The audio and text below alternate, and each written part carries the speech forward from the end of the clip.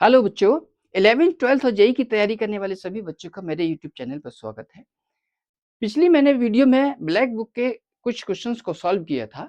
आज उसी को कंटिन्यू रखते हुए आज जो मैं लेक्चर दूँगा उसमें जो कॉन्सेप्ट लगेंगे सबसे पहले उन पर डिस्कस करेंगे। तो बहुत इम्पोर्टेंट है ये कॉन्सेप्ट और इन कॉन्सेप्ट पे रिलेटेड जो क्वेश्चंस हैं वो अक्सर आती है। अब जैसे पहला पॉइंट होता है ग्रेटेस्ट इंटीजर, तो ग्रेटेस्ट इंटीजर क्या होता है?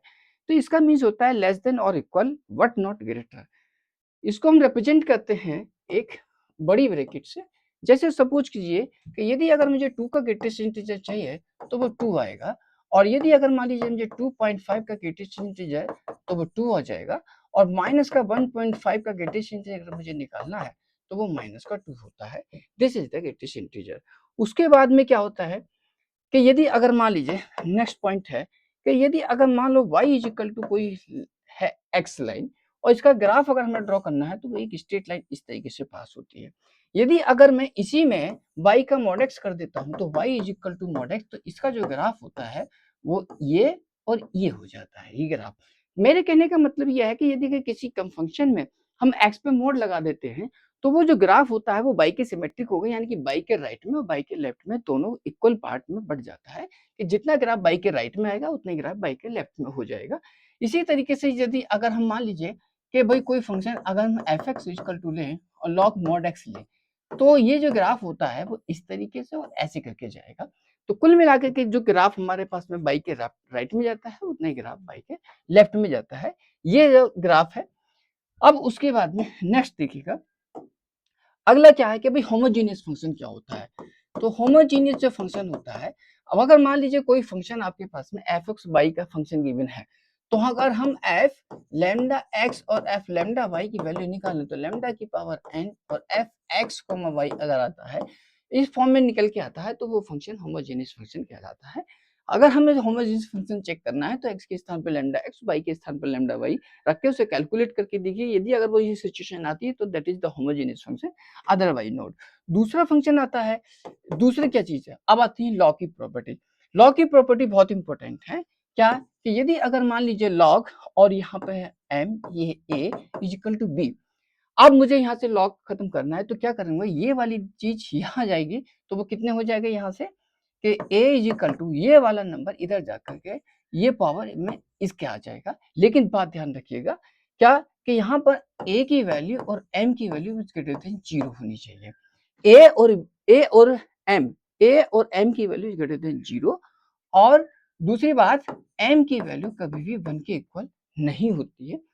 क्या कि a और m दोनों 0 से बड़े होते हैं, m की वैल्यू इक्वल टू नॉट 1, और v is any real number, कोई भी रियल नंबर हो सकता है। दूसरा इसकी प्रॉपर्टी क्या होती है और देखिएगा कि यदि अगर मान लीजिए log और यहाँ पे m है और ये a is greater than b है, तो दो केसेस होते हैं इसके। क्या कि पहला केस क्या होता है कि m is greater than 1, m की वैल्यू 1 से बड़ी है, तो उस केस में क्या हो जाएगा, ये इधर जाएगा तो यहाँ से हो जाएगा a is greater than m की पावर b, ये वाला केस होता है। लेकिन यदि अगर m की वैल्यू 1 से कम और 0 से ज्यादा हो जाए तो ये वाला नेचर है वो चेंज हो जाएगा, a स्मॉलर देन m की पावर b आ जाएगा, ये इधर जाएगा तो ये पावर इसकी ये जो नंबर ये जो डिजिट है इसकी पावर में आ जाती है। इसका मतलब ये हुआ कि m की वैल्यू अगर 1 से बड़ी है तो ये नेचर चेंज नहीं होती है। दूसरी बात m की वैल्यू 0 से 1 के बीच में होती है तो ये वाला नेचर चेंज हो जाता है। दूसरी बात ध्यान रखिएगा कि a की और m की जो वैल्यू होती है वो 0 से बड़ी होती है और m की वैल्यू 1 के इक्वल नहीं होनी चाहिए। अगर मैं दूसरा केस इसके अंदर लेता हूं तो log यहाँ पे m और a और स्मॉलर देन b करें, तो कहने का मतलब ये हुआ कि यदि अगर m की वैल्यू 1 से बड़ी है, m की वैल्यू 1 से बड़ी है तो ये नेचर तो सेम रहेगा ही, तो a लेस देन ये इधर जाएगा तो m की पावर कितना हो जाएगा, b हो जाएगा। यदि अगर m की वैल्यू लेस देन 1 और ग्रेटर देन 0 हो जाती है, इस वाले केस में ये वाला नेचर चेंज हो जाएगा, तो a की वैल्यू क्या हो जाएगी, इज ग्रेटर देन m की पावर b हो जाएगा। ये वाला केस इसके अंदर लागू होता है। तो a की a is greater than m की पावर b। अगला क्या है नेक्स्ट कॉन्सेप्ट इसका, अगला कॉन्सेप्ट है कि भाई यदि अगर मान लीजिए कोई फंक्शन आपके पास में fx है तो इसकी जो वैल्यू होती है, इसका मतलब यह है कि fx की वैल्यू इज ग्रेटर देन या इक्वल 0 होगी। दूसरा केस क्या है कि यदि अगर मान लीजिए हमें रेंज निकालना है, तो रेंज निकालना है रेंज ऑफ fx, तो रेंज ऑफ एफ एक्स का मतलब ये है कि y की जो वैल्यू होगी वो मैक्सिमम कितनी होगी, मिनिमम कितनी होगी। तो उसकी जो रेंज निकल के आती है वो ये आती है कि भाई एफ एक्स कहाँ पर वो मिनिमम है और एफ एक्स और वो कहाँ पर मैक्सिमम है। तो ये वैल्यू हमारे पास निकल के आती है। तो कोई भी फंक्शन अगर y equal to F X given हमें रेंज निकालनी है तो उसकी मैक्सिमम वैल्यू निकाल लीजिए, मिनिमम वैल्यू निकाल के देखिए कहाँ से कहाँ तक उसकी वैल्यू जाती है, दैट इज द रेंज। अब दूसरी बात आता है जैसे मॉडेक्स है, मॉडेक्स को कैसे खोलते हैं कि अगर x की वैल्यू 0 से बड़ी है तो ये पॉजिटिव खुलेगा, x की वैल्यू 0 से छोटी है तो माइनस में खुल जाएगा। दूसरी बात एक चीज और भी है, क्या कि यदि अगर मान लीजिए एफ एक्स और dot f one upon x है, अगर ये F x plus f one upon x अगर है तो एफ एक्स की वैल्यू जो होती है वो एक्स की पावर एन प्लस वन होती है। इसको याद रखिएगा, ये बहुत इंपॉर्टेंट है और कहीं भी यूज हो जाता है, ध्यान रखिएगा। हालांकि इस वाले केस में F x equal to one plus minus X की पावर एन होता है, आप इस वाले केस को याद रख सकते हैं। दूसरा क्या है, आप पीरियोडिक फंक्शन है। तो पीरियोडिक फंक्शन क्या होता है, पीरियोडिक फंक्शन में देखिए नेक्स्ट पेज पर पीरियोडिक फंक्शन। तो पीरियोडिक फंक्शन पीरियोडिक फंक्शन तो पीरियोडिक फंक्शन में क्या होता है कि F x plus T is equal to F X. अगर F x plus T is equal to F X अगर हो जाए तो F x is a periodic function कहलाएगा, अगर ये कंडीशन फॉलो होती है तो। और टी जो है वो उसका एक पीरियड कहलाएगा, टी जो है वो पीरियड कहलाएगा इसका। तो ये पीरियड है। अगर F x plus T is equal to F X है तो वो function F X periodic function होगा। अब दूसरी बात ये कि टी जो होता है वो सबसे पहले हम क्या लेते हैं, स्मॉलेस्ट लेते हैं, ध्यान रखिएगा। जैसे सपोज कीजिएगा भी एफ एक्स इजिकल टू हमारे पास में साइन एक्स है, तो हम इसको क्या ले सकते हैं, तो साइन एक्स को हम क्या ले सकते हैं, इसको हम ले सकते हैं F sine sign to pi plus x भी ले सकते हैं, इसको sine four pi plus x भी ले सकते हैं, डॉट डॉट डॉट। तो अब ये वाले केस बने 4 pi plus x 6 pi plus x लिख सकते हैं, लेकिन जो इसका जो पीरियड होता है वो हमारे पास क्या हुआ 2 पाई होगा। तो ये कंडीशन होती है पीरियडिक फंक्शन की, F x plus T equal to F X, then F x is the periodic function और टी जो होगा वो स्मॉलेस्ट डिजिट में लेते हैं, ये बात ध्यान रखिएगा। यदि अगर मान लीजिए कि यदि अगर दो फंक्शन है हमारे पास में, जैसे ये एफ एक्स है और एक जी एक्स है और प्लस माइनस एच एक्स है, तो इसका पीरियड अगर टी1 है, उसका पीरियड टी2 है, तो इसका जो पीरियड टी होगा वो एलसीएम निकालते हैं, एलसीएम ऑफ टी1 टी2 का। इस तरीके से हम एलसीएम निकालते हैं। यदि अगर मान लीजिए कोई फंक्शन पीरियडिक फंक्शन है, उसका पीरियड टी है और एक फंक्शन है एफ एक्स है और इसका जो पीरियड है वो कितना है, टी है, और मुझे निकालना है कितना कि भाई F A X plus B का पीरियड निकालना है, तो वो पी इसका जो पीरियडिक फंक्शन होगा टी अपॉन एक्स का कोफिशिएंट, एक्स का कोफिशिएंट क्या है वो ए, ये आ जाएगा। अब इसी तरीके से मैं एक एग्जांपल लेता हूं, तो वो एग्जांपल देखिए क्या, कि जैसे सपोज कीजिएगा कि भाई कोई फंक्शन है हमारे पास में, जैसे F x is equal to दिया है sine two X plus five. अब चूंकि साइन एक्स है, साइन एक्स एक पीरियडिक फंक्शन है, इसका पीरियड कितना होता है 2 पाई होता है, तो इसका जो पीरियड होगा वो 2 पाई अपॉन एक्स का कोएफिशिएंट ये कहलाएगा, ये इसका पीरियड होता है। इसी तरीके से यदि अगर मान लीजिए F x is equal to मान लीजिए आ गया tan 4x, अब मैं जानता हूँ tan x एक पीरियडिक फंक्शन है, इसका पीरियड कितना होता है पाई होता है, इसका पीरियड पाई होता है और x का coefficient upon 4, this is the period. इस फंक्शन का जो पीरियड होगा वो पाई अपॉन 4 होगा। तो ये इसके कुछ पॉइंट हैं। उसके बाद में अब हमारे पास में आता है कि भाई ये क्या कहते हैं, ऑन टू फंक्शन क्या होते हैं, वन वन फंक्शन क्या होते हैं। तो one one function, onto function, one one function. अब जैसे क्या है कि भाई वन वन फंक्शन हर एक की इमेज अलग अलग होती है। जैसे सपोज कीजिए कि भाई दिस इज ए और दिस इज बी। अब कोई function F such that N arrow to Z, ये दिस इज द एन है और दिस इज द जेड है, इसके अंदर सारे के सारे जो नंबर्स होंगे 1 2 3 4 5 6 ये होंगे, और इसके अंदर क्या होंगे 0 1 2 3 4 और ये माइनस का 1 माइनस का 2 माइनस का 3। अब हर एक की इमेज अलग अलग बनती है, that is the one one function. अब ऑन टू फंक्शन क्या होता है कि भाई इसके अंदर कोई भी इमेज खाली नहीं रहनी चाहिए, this is the onto function. अब जब वन वन फंक्शन और ऑन टू फंक्शन हो जाता है तो वो कहलाता है हमारे पास बाइजेक्शन। तो हर एक की इमेज अलग-अलग, that is the one one. कोई भी इमेज इसके अंदर खाली नहीं रहनी चाहिए, ऑन टू कहलाएगा। और जब वन वन ऑन टू किसी भी केस में बन जाता है तो वो कहलाता है बाइजेक्शन। तो ये चीजें हैं कुछ। अगला क्वेश्चन देखिए, जो हमारा पहला क्वेश्चन है वो ये है। तो इसमें क्या है भाई कि f(x) की वैल्यू ये गिवन है, कोई फंक्शन हमारे पास जो गिवन है, वो फंक्शन हमारे पास जो गिवन है वो x अपॉन 15 का ग्रेटेस्ट इंटीजर डॉट और माइनस का 15 अपॉन x का ग्रेटेस्ट इंटीजर। लेकिन इसमें टाइम इंटरवल गिवन है 0 से लेकर 90 तक। अब 0 से लेकर के 90 तक गिवन है, तो 0 से 90 को 15 के इंटरवल में हम ब्रेक करेंगे तो कितना हो जाएगा 15, 30, 35, 35, 45, 45, 60, 75 और 90। ठीक, ये आ गया।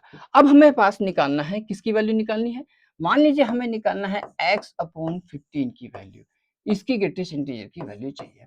तो इस इंटरवल पे अब इसको हम थोड़ा आगे इस तरीके से हम ये, अब हमें चाहिए भाई कितना, कि भाई 0 से 15 के बीच में x अपॉन 15 की वैल्यू 0 से 15 के बीच में x अपॉन 15 का ग्रेटेस्ट इंटीजर, यदि अगर हम x की वैल्यू 0 से 15 के बीच में रखते हैं तो 0 से 15 के बीच में देखिए, हम 15 रखेंगे तो 1 आएगा और 0 रखेंगे तो 0, तो 0 के 1 के बीच में आएगा। तो 0 से 1 के बीच में जो ग्रेटेस्ट इंटीजर होता है वो कितना आएगा 0। 15 और 30 के बीच में तो पहले 15 रखेंगे तो 1 आएगा, 30 रखते हैं तो 2 आएगा, यानी कि 1 और 2 के बीच में आ गया। तो 1 एंड 2 के बीच में तो कितना होगा 1 आएगा। इसी तरीके से यहाँ 2 आ जाएगा, इसी तरह से 3 आ जाएगा, इसी में 4, यहाँ आ जाएगा 5। ये वैल्यू निकल के आ गई। इसी तरीके से यदि अगर हम मान लीजिए माइनस का 15 अपॉन x का ग्रेटेस्ट इंटीजर अगर हम निकालें तो इसकी वैल्यू कितनी आएगी? देखिए, यदि अगर इसमें हम x की वैल्यू 0 से लेके 15 तक रखते हैं तो बहुत सारे इंटीजर निकल के आएंगे। उसको मैंने शो कर दिया, मान लीजिए वो n आ गए। इसी तरीके से अगर मैं इसमें x की वैल्यू 15 से लेकर के 30 के बीच में अगर रखता हूँ, देखिए अगर मैं 15 रखता हूँ तो माइनस का 1 आएगा, 30 रखता हूँ तो माइनस का 1/2 आएगा। तो माइनस का 1 और माइनस का 1/2 के बीच में जो ग्रेटेस्ट इंटीजर होगा वो कितना हो जाएगा माइनस का 1 आ जाएगा। तो माइनस का 1 आएगा, यहाँ भी माइनस का 1 आएगा, यहाँ भी माइनस का 1 आएगा, यहाँ भी माइनस का 1 आएगा, यहाँ भी माइनस का 1 आएगा। अब दोनों की मल्टीप्लाई कर दीजिए। अगर हम दोनों की मल्टीप्लाई करते तो इसकी इससे मल्टीप्लाई करेंगे तो कितना आ जाएगा 0, इसकी इससे मल्टीप्लाई तो माइनस का 1, इसकी इससे मल्टीप्लाई तो माइनस का 2, इसकी इससे मल्टीप्लाई माइनस का 3, इसकी इससे माइनस का 4 हो जाएगा और इसकी इससे माइनस का 5 आ जाएगा। कुल मिला के कितने बने 1 2 3 4 5 6, तो ये 6 बनते हैं। तो इसका मतलब इसका आंसर आएगा बी ऑप्शन। अगला क्वेश्चन क्या है, नेक्स्ट क्वेश्चन देखिएगा। नेक्स्ट क्वेश्चन है हमारे पास में द ग्राफ ऑफ एफ(x). हमारे पास में एफ(x) का ग्राफ है। तो एफ(x) का जो ग्राफ है वो ये वाला ग्राफ है। उसने पूछा है इसका ग्राफ क्या होगा। दूसरी बात, सबसे पहले मैंने ये बताया था कि यदि x के टू में मोड लग जाता है तो वो y के सिमेट्रिक बनता है। जितना ग्राफ y के राइट में होगा उतना ही ग्राफ y के लेफ्ट में बनेगा। दूसरी पहली बात ये है इसमें कि भाई x की, इसका मतलब ये है कि x की वैल्यू यहाँ पर इस जगह x की वैल्यू इस पॉइंट पर y की वैल्यू कितनी हो जाती है 0 बन जाती है। तो y की वैल्यू, अब y क्या अपोन में हो गया है, तो इस पॉइंट पर कभी भी ग्राफ इंटरसेक्ट नहीं करेगा। कहने का मतलब ये है कि इस वाली जो लाइन है, ये वाली जो लाइन है वो इस पॉइंट पर, यदि अगर हम ऐसे करके एक लाइन ड्रॉ करते हैं तो ये वाला जो पॉइंट होगा आपके पास, ये वो पॉइंट है जो ये वाला पॉइंट है, या कि इस पॉइंट पर y की वैल्यू कितनी होती है 0 होती है। तो जो अब हमने कर दिया कि 1/y, तो इसका मतलब जो ग्राफ होगा वो इस वाली लाइन को कहीं भी कट नहीं करेगा। दूसरा क्या है कि जो ग्राफ आपके पास ये है 1 फंक्शन में ये ग्राफ पलट जाएगा। वो पलटेगा कैसे, ये बनेगा। दूसरा, जितना ग्राफ इधर बनेगा उतना ही ग्राफ ऐसे करके यहां बनेगा। अब उसके बाद क्या हुआ, जो ये वाला ग्राफ है, ये वाला ग्राफ ये आएगा, ये बनेगा और ये बनेगा। लेकिन ये ग्राफ कभी भी x इक्वल टू 0 पर कट नहीं करेगा, क्योंकि x इक्वल टू 0 रख देंगे तो ये 1/0 में डिफाइन नहीं करेगा। तो ये ग्राफ बनेगा इसका। ध्यान रखिएगा कि अगर x में मोड लग जाता है तो जितना ग्राफ x के बाई में होगा, राइट में होगा, उतना ही लेफ्ट में बनेगा। ये ग्राफ बनेगा इस वाले कर्व का। तो इसलिए ऑप्शन इसका सी आया।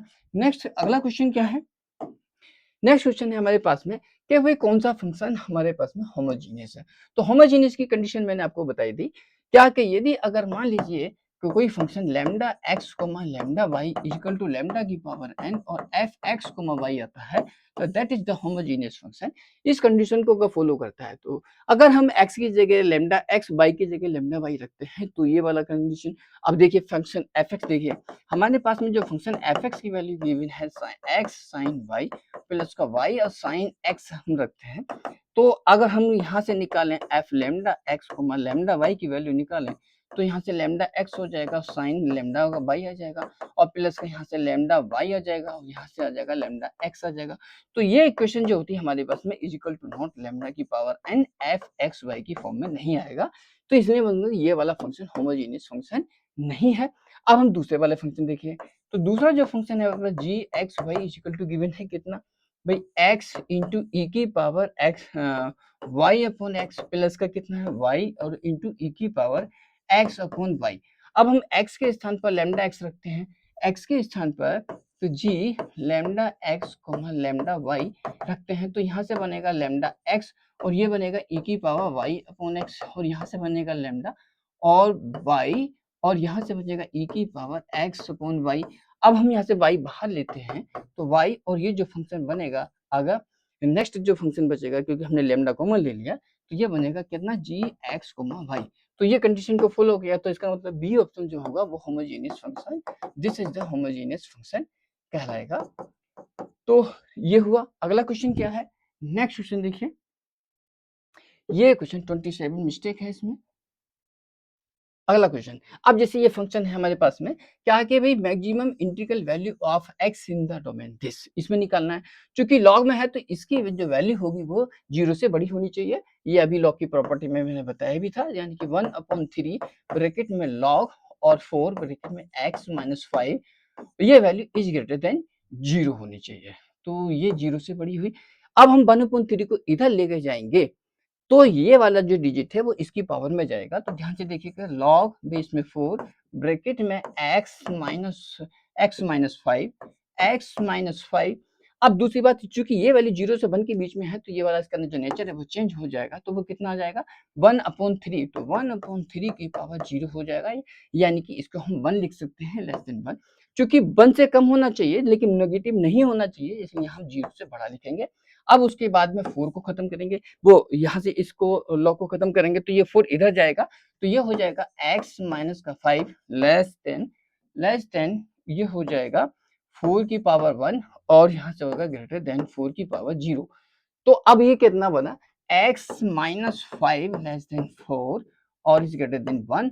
5 सब जगह ऐड करते हैं तो कितना हो जाएगा, यहाँ से 5 अगर हम ऐड करेंगे तो ये 6 हो जाएगा इज ग्रेटर देन x, और यहाँ से 5 ऐड करेंगे तो दिस इज द 9, यानी कि x की वैल्यू 6 और 9 के बीच में होनी चाहिए। तो x की वैल्यू 6 और 9 के बीच में कितनी हुई, 7 हो गई, 8 हो गई। इन दोनों का जो ग्रेटेस्ट इंटीजर उसने पूछा कि मैक्सिमम इंटीग्रल वैल्यू, तो मैक्सिमम इंटीग्रल वैल्यू कितनी हो गई, 8 हो गई। तो इसका आंसर आना चाहिए 8। अगला क्वेश्चन क्या है, नेक्स्ट क्वेश्चन देखिएगा। अब उसने पूछा कि द रेंज ऑफ दिस। अब दूसरी बात, तो फंक्शन हमारे पास जो है वो ये गिवन है, क्या भाई फंक्शन की जो वैल्यू गिवन है लॉग बेस में 2 ब्रैकेट में 4 upon under root x plus 2 और plus under root 2 minus x, ये फंक्शन हमारे पास में है। दूसरी बात यह है कि रूट के अंदर जो नेगेटिव होता है वो नहीं होना चाहिए। तो कहने का मतलब यह है कि भाई एक्स प्लस का 2 x plus 2 is greater than 0, तो यानी कि x is greater than minus 2।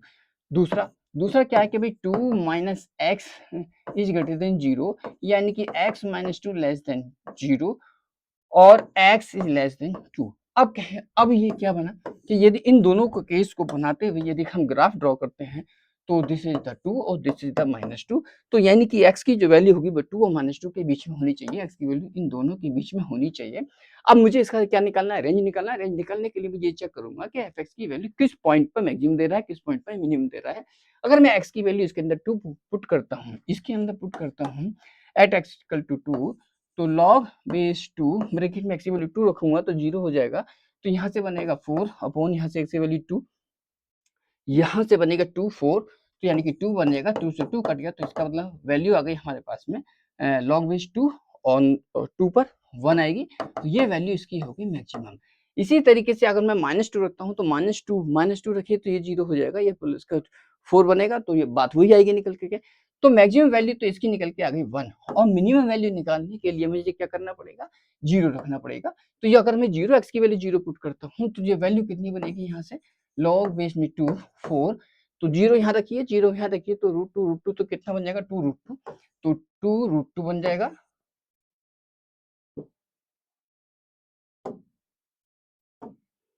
और ये बनेगा 2√2, यहाँ से ये कैंसिल हुआ, तो यहाँ से ये बनेगा हमारे पास में कितना, log बेस में 2 और ये बनेगा यहाँ से √2, तो यहाँ से 1/2।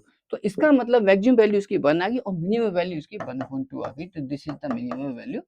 तो अब हमारे पास में जो वैल्यू निकल के आई वो 1/2 से लेकर के कहाँ तक आई, 1 तक आई, ये 1, दिस इज द रेंज, ये इसका आंसर।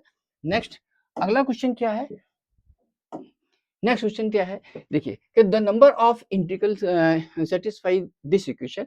अब हमारे पास में एक इक्वेशन गिवन है ये वाली, तो इसमें से x कॉमन लेंगे, जब हम x कॉमन लेंगे तो वो mod x बाहर निकल के आएगा, mod x प्लस का 5 का मोड होगा और प्लस का यहाँ से भी mod x हम कॉमन ले सकते हैं, तो mod x और ब्रैकेट में यहाँ से आ जाएगा 1 माइनस x का मोड और इक्वल टू 6 ब्रैकेट में mod x ये वैल्यू। अगर हम x की वैल्यू 0 लेते हैं तो इस इक्वेशन को सेटिस्फाई करेगा। पहला केस क्या है कि x इक्वल टू 0, तो ये इक्वेशन सेटिस्फाई करेगा। दूसरी बात क्या है कि यदि अगर हम x की वैल्यू 0 के इक्वल नहीं लेते हैं, तो जब हम x की वैल्यू 0 के इक्वल नहीं लेंगे तो ये वाला mod x, ये वाला mod x और ये वाला mod x कैंसिल आउट हो जाएगा, यहाँ पर भी mod x होगा। तो यदि हम x की वैल्यू 0 के इक्वल नहीं लेते हैं, या तो x की वैल्यू 0 से बड़ी लेंगे तो भी ये पॉजिटिव खोलेगा तब भी कैंसिल आउट होगा, x की वैल्यू 0 से छोटी लेंगे तो नेगेटिव खोलेगा तब भी ये आपका कैंसिल होगा। तो कुल मिला के बचेगा क्या हमारे पास में कि x प्लस 5 का मोड x और यहाँ से बचेगा प्लस का 1 माइनस x का मोड और इक्वल टू बनेगा 6 ये बनेगा।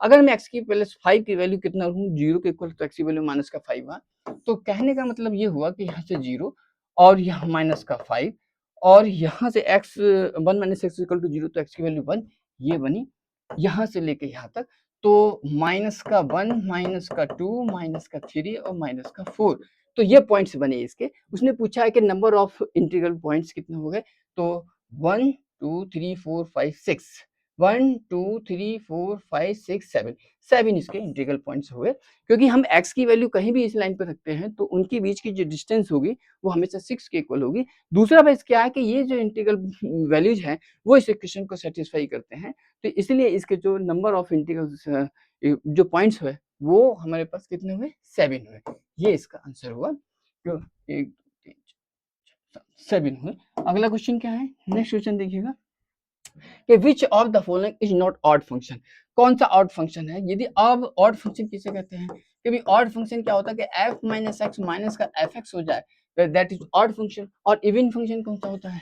तो ये कहलाएगा even function. f minus x अगर fx हो जाए तो वो इवन फंक्शन हो जाएगा। किसी भी फंक्शन को ऑड फंक्शन इवन फंक्शन का चेक करना है तो इसके स्थान पर माइनस एक्स रख के चेक कर लीजिएगा। यदि अगर f minus x equal to minus का fx तो ऑड फंक्शन, और f minus x equal to plus का fx देता है तो वो क्या कहलाएगा, इवन फंक्शन कहलाएगा। तो दूसरी बात हम चेक करते हैं, देखिए ये हमारे पास में ऑड फंक्शन होगा, ये भी हमारा ऑड फंक्शन होगा, ये भी ऑड फंक्शन होगा। अब ये वाला चेक करते हैं क्या, कि भी इसमें क्या करते हैं कि F x dot f one upon x, अगर ये है f x plus f one upon x ये वाला केस है, तो F x is equal to x की पावर एन प्लस वन, चूंकि एफ टू की वैल्यू कितनी दी है 33 दी है, तो यहाँ से एफ टू इजिकल टू 2 की power n plus one is equal to 33। अब तो यहाँ से एन की वैल्यू 5 आ जाएगी, अगर एन की वैल्यू 5 आ जाएगी तो यहाँ से जो फंक्शन निकल के आएगा वो क्या निकल के आएगा, f x is equal to x की पावर 5, एन की वैल्यू कितनी है 5, 5 प्लस 1। अब मैं माइनस का x रखता हूं तो माइनस का x की पावर 5 प्लस 1। अब ये वैल्यू ना तो माइनस का एफ दे रहा है ना प्लस का एफ दे रहा है, तो इसे फंक्शन नॉट ऑड फंक्शन, तो ये ऑड फंक्शन नहीं है, तो इसका आंसर डी आया। नेक्स्ट अगला क्वेश्चन क्या है, नेक्स्ट क्वेश्चन देखिएगा, ये वैल्यू है, उसने पूछा कि पीरियडिक फंक्शन कौन सा है, तो पीरियडिक फंक्शन के लिए कंडीशन क्या होनी चाहिए भाई, f x plus t is equal to F x, ये वाला केस बनना चाहिए। पीरियडिक फंक्शन के लिए। तो पहला फंक्शन पीरियडिक फंक्शन नहीं है, बी ऑप्शन चेक करते हैं। तो जो हमारे पास में जो बी फंक्शन है वो g x is equal to sine x plus sine seven x है, sine x plus sine seven x upon cos x plus cos seven x और प्लस मोड साइन एक्स। तो इसमें sine c plus sine d का formula लगाएंगे। अगर हम इसमें sine c plus sine d का फॉर्मूला लगाते हैं तो two sine c plus d upon two, तो कितना हो जाएगा साइन फोर एक्स हो जाएगा, यहाँ से फोर एक्स हो जाएगा, यहाँ से आ जाएगा कॉस थ्री एक्स और नीचे से कितना बनेगा two cos c plus dot two cos c plus d upon two, तो यहाँ से बनेगा cos 4x और dot cos c minus d, यानी कि cos 3x से cos 3x, 2 से 2 कैंसिल होगा और प्लस का यह बनेगा mod sin x। इसके बाद क्या है कि gx की जो वैल्यू बनी वो हमारे पास में tan 4x बनेगा और प्लस का sin mod x ये बनेगा। अब उसके बाद में क्या है हमारे पास में ये फंक्शन वैल्यू निकल के आ गई। अब इसका जो पीरियड होगा, इसका जो पीरियड होगा, मान लीजिए t1 है, इसका पीरियड tan x का जो पीरियड होता है वो होता है पाई, तो tan x का पीरियड पाई अपॉन 4 और इसका जो पीरियड होगा वो t2 वो होता है पाई, इसका पीरियड पाई और इसका period pi upon 4, pi upon 4, pi upon 4।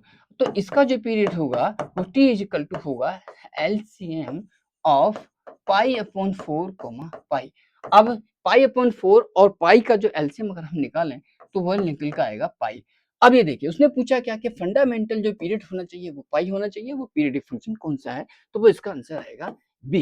ये पीरियडिक फंक्शन नहीं है, ये पीरियडिक फंक्शन नहीं है, क्योंकि पीरियडिक फंक्शन में ये वाली जो कंडीशन होती है, ये डेफिनेशन होती है, ये सेटिस्फाई करनी चाहिए, जो कि किसी भी और ऑप्शन में ये फंक्शन यानी कि ये कंडीशन फॉलो नहीं कर रहा है। अगला क्वेश्चन क्या है भाई कि अब हमारे पास में जो फंक्शन है वो ये वाला फंक्शन है कि F x equal to x minus one upon two, ये कब लेंगे हैं जब एक्स ऑड नंबर होगा, माइनस का एक्स अपॉइंट टू कब लेंगे जब ये इवन फंक्शन होगा। अब उसने कहा है कि f such that and f such that f such that and arrow to z, इसका मतलब ये हुआ कि भाई आपके यहाँ पे जो है वो एन नेचुरल नंबर है और यहाँ पर जो नंबर है वो जेड नंबर है। तो 1 2 3 4 5 आगे यहाँ पे कितना भी जीरो, यहाँ पे 1 2 3 और माइनस का 1 माइनस का 2 माइनस का 3। अब वो ध्यान से देखेंगे इसमें क्या है कि इसमें सभी नेचुरल नंबर्स हैं। यदि अगर मान लीजिएगा नेचुरल नंबर, इसके अंदर नेचुरल नंबर है, अगर मैं ऑड नंबर लेता हूँ तो ऑड नंबर मैंने कौन कौन से लिए भी, 1 ले लिया, 3 ले लिया, 5 ले लिया। तो 1 3 5 में अगर लेता हूँ तो ऑड नंबर के लिए कौन सा फंक्शन मुझे लेना है, f x equal to x minus one upon two. तो ये वाला फंक्शन कब लेते हैं जब एक्स की वैल्यू ऑड होगी। तो मैंने क्या है कि इसमें से ऑड नंबर ले लिए, वो ऑड नंबर 1 3 5 लिया। तो यदि अगर मैं f1 की वैल्यू निकालता हूँ तो वैल्यू कितनी आएगी, जीरो आएगी। अब ये भी f3 की वैल्यू निकालता हूँ तो 3 माइनस वन तो यानी कि 1 आ जाएगा। इसी तरीके से अगर मैं f5 की वैल्यू निकालूं तो 5 माइनस वन यानी कि 2 आ जाएगा। तो 0 1 2 आएगा निकल के। तो कहने का मतलब ये है कि यहाँ से जो वैल्यू सेट निकल के आएगा और नंबर के ऑड नंबर रखने के बाद में जो वैल्यू निकल के आएगी वो कितनी निकल के आएगी, वो आएगी 0 1 2 आगे तक निकलती चली जाएगी। अब दूसरी बात, दूसरा क्या है कि यदि अगर मैं इवन फंक्शन लेता हूँ तो इवन फंक्शन लेता हूँ तो इवन नंबर, अगर मैं यहाँ से इवन नंबर लेता हूँ तो इवन नंबर कौन कौन से होते हैं भाई, इवन नंबर होंगे आपका 2 4 6। अब f2 की वैल्यू निकालूंगा। अब इवन नंबर के लिए कौन सा फंक्शन लेना है, माइनस का x/2। तो इसके लिए हमें लेना है कौन सा, f x is equal to minus का एक्स अपॉन टू। तो 2 पर निकालें, तो अगर हम 2 पर निकालेंगे तो कितना आ जाएगा, माइनस का 1 आ जाएगा। इसी तरह से हम निकालें 4 पर, अगर हम 4 पर निकालेंगे तो यहाँ 4 रखेंगे तो माइनस का 2। इसी तरीके से हम अगर हम 6 पर निकालें तो आएगा माइनस का 3, माइनस का 3। इसका मतलब ये हुआ कि इससे जो सेट निकल के आता है वो माइनस का 1 माइनस का 2 माइनस का 3, ये वैल्यू निकल के आती चली जाएंगी। यदि अगर मैं इसका और इसका यूनियन निकालूं तो वो सारे के सारे इंटीजर से निकल के आएंगे। कहने का मतलब ये है कि हर नंबर की इमेज अलग अलग है। दूसरी बात, इसमें कोई भी एलिमेंट या कोई भी ऐसा नंबर नहीं है जिसकी इमेज यानी कि जिसकी प्री इमेज इसमें ना हो। तो कोई भी नंबर इसमें अंदर खाली नहीं है, तो इसका मतलब ऑन टू हुआ, हर एक की इमेज अलग अलग है। तो 1 1 हुआ, तो यानी कि 1 1 ऑन टू हुआ, तो 1 1 ऑन टू जो होता है वो बाइजेक्शन होता है, इसलिए इसका आंसर ए हुआ। अगला क्वेश्चन क्या है, next question.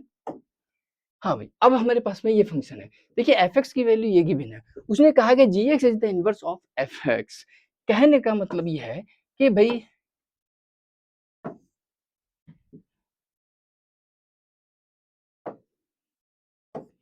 F x is equal to F inverse x, यानी कि जी एक्स जो है तो जी एक्स जो है, g x is the inverse of f x, तो f inverse x is equal to कितना है, जी एक्स। अब मैंने इसको बाई लेट कर लिया, तो एक्स इज इक्वल टू कितना हो जाएगा यहाँ से, एफ वाई। तो एक्स की वैल्यू, अब एफ वाई की वैल्यू कितनी हो जाएगी वो यहाँ से निकालेंगे, तो एफ वाई की वैल्यू कितनी हो जाएगी, 2 की पावर वाई इंटू 2 माइनस 2 और इंटू 2 की पावर माइनस का वाई, तो 2 की पावर माइनस का वाई। और इसी तरीके से हम निकालें 2 की पावर वाई और प्लस यहाँ से हो जाएगा 2 की पावर माइनस का वाई। अब यहाँ से अगर हम कैलकुलेट करते हैं तो x इजिकल टू कितना हो जाएगा, यहाँ से 2 की पावर 2y और इंटू 2 माइनस 2 और यहाँ से आ जाएगा 2 की पावर 2y प्लस का 1। अब टेकिंग लो, हाँ क्रॉस मल्टीप्लाई कर लें, तो x इंटू 2 की पावर 2y x इंटू 2 की पावर 2y और प्लस x इजिकल टू, और यहाँ से बनेगा 2 की पावर 2y इंटू 2 माइनस 2। अब 2 की पावर 2y एक तरफ कर लें, तो 2 की पावर 2y को कॉमन आ जाएगा यहाँ से, तो यहाँ से बचेगा कितना, यहाँ से कॉमन आया ये चीज, इसको इधर लेके जाएंगे तो कॉमन आएगा यहाँ से 2 की पावर 2y, यहाँ से बचेगा x माइनस 2 और इसको इधर लेके जाएंगे तो माइनस का x माइनस का 2, तो 2 की power 2y is equal to, यहाँ से माइनस कॉमन लेंगे तो यहाँ से बचेगा x प्लस 2 और यहाँ से भी माइनस कॉमन ले लेंगे तो 2 माइनस x बचेगा। माइनस से माइनस कैंसिल, अब taking log on both side ले लें ऑन द बेस 2, तो वैल्यू जो निकल के आएगी वो कितनी आ जाएगी, यहाँ से 2y इज इक्वल टू, यहाँ से बनेगा is equal to log base में 2 x plus 2 upon 2 minus x, 2 minus x. अब y को इधर ले जाए, वो 2 को इधर लेके जाए तो y इज इक्वल टू हो जाएगा 1 अपॉन 2 लॉग बेस में 2 x plus 2 upon 2 minus x. अब ये सब चेक कर लीजिएगा, 1/2 log base 2 plus x upon 2 minus x, इसका मतलब पहला ऑप्शन इसका सही हुआ। अगला क्वेश्चन क्या है, नेक्स्ट क्वेश्चन देखिएगा। नेक्स्ट क्वेश्चन है हमारे पास में, the following function is the graph, ये है। तो अब रूट में है, रूट y का मोड, अब इसकी वैल्यू है x। अब चूंकि ये रूट के अंदर है तो x की वैल्यू हमेशा 0 से बड़ी होनी चाहिए, इक्वल 0 भी हो सकती है। अब क्या कहें, स्क्वायरिंग ऑन बोथ साइड करेंगे, तो स्क्वायरिंग ऑन बोथ साइड करेंगे तो this is the x square, तो y इक्वल टू कितना हो गया, प्लस माइनस का एक्स स्क्वायर, तो y equal to plus minus x square, लेकिन x की वैल्यू 0 से बड़ी है, 0 के इक्वल, तो इसका मतलब ये कंडीशन, ये वाला ग्राफ इसका ऐसे करके ये बनेगा और एक ये बनेगा। नेक्स्ट अगला क्वेश्चन क्या है, अब देखिए ये वाला 36 क्वेश्चन है, क्या कि लॉग ग्रेटेस्ट इंटीजर x और ब्रैकेट में क्या है 9 माइनस एक्स स्क्वायर, ये है बढ़िया क्वेश्चन है। देखिए इसे कैसे सॉल्व करते हैं। यहाँ की जो वैल्यू है, दूसरी बात ये वैल्यू 1 के इक्वल नहीं होनी चाहिए और 0 से बड़ी होनी चाहिए। दो केस है, दो केस में क्या है कि यहाँ की जो वैल्यू है वो 1 के इक्वल नहीं होनी चाहिए, पहली बात। दूसरी बात, ये जो वैल्यू है वो 0 से बड़ी होनी चाहिए।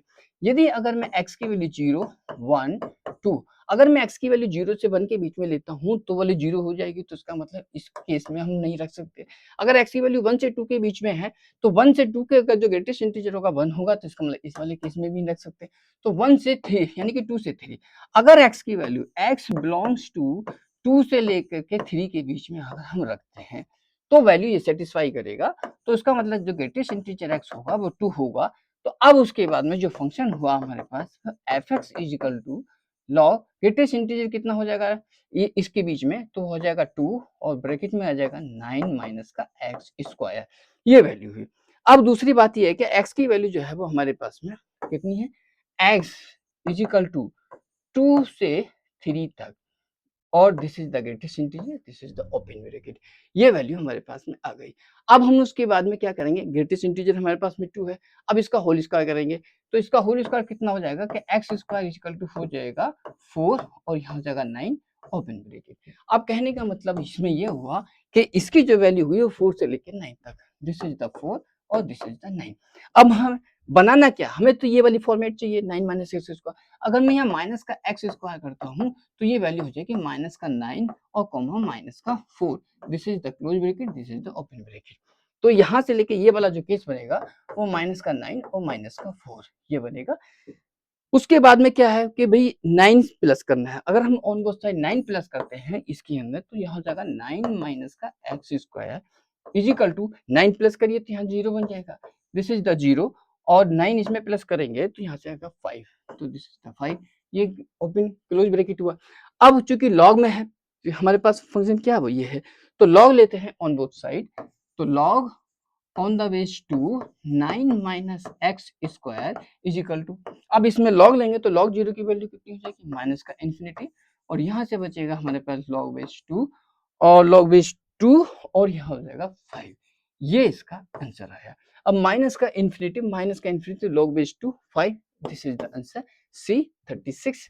अगला क्वेश्चन क्या है, नेक्स्ट क्वेश्चन है हमारे पास में कि एफ एक्स ई की पावर एक्स प्लस फंक्शन है ई की पावर एक्स प्लस ई की power f x is equal to कितना गिवन है, ई गिवन है। उसने पूछा एफ एक्स का डोमेन पूछा है तो हमें सबसे पहले एफ एक्स की वैल्यू चाहिए।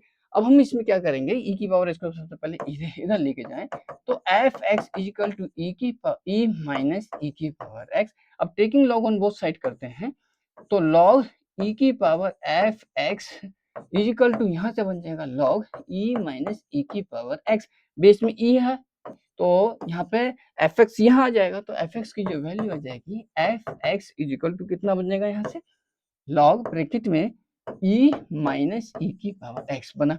अब चूंकि लॉग में ये वाला जो फंक्शन है ये जीरो से बड़ा होना चाहिए, तो ई माइनस ई की power x is greater than zero, इसको इधर लेके जाएं तो ई इज ग्रेटर देन ई की पावर एक्स, ई की पावर एक्स को नीचे लेके जाएं तो ई अपॉन ई की पावर एक्स ग्रेटर देन 1, ये केस निकल के आया। इसको हम लिख सकते हैं ई की power 1 minus x greater than, इसको हम लिख सकते हैं ई की पावर 0। अब 1 माइनस एक्स इस वाले केस में कि 1 माइनस एक्स की वैल्यू 0 से बड़ी होनी चाहिए, यानी कि 1 इज ग्रेटर देन एक्स, यानी कि एक्स इज लेस देन 1। इसका मतलब एक्स की वैल्यू 1 से कम होनी चाहिए, तो एक्स की वैल्यू 1 से कम होनी चाहिए, तो ये वाला आंसर आया, यानी कि एक्स की वैल्यू 1 से इधर को होनी चाहिए, तो माइनस इन्फिनिटी से लेके 1 तक ये इसका आंसर हुआ। आज की क्लास बस यही है।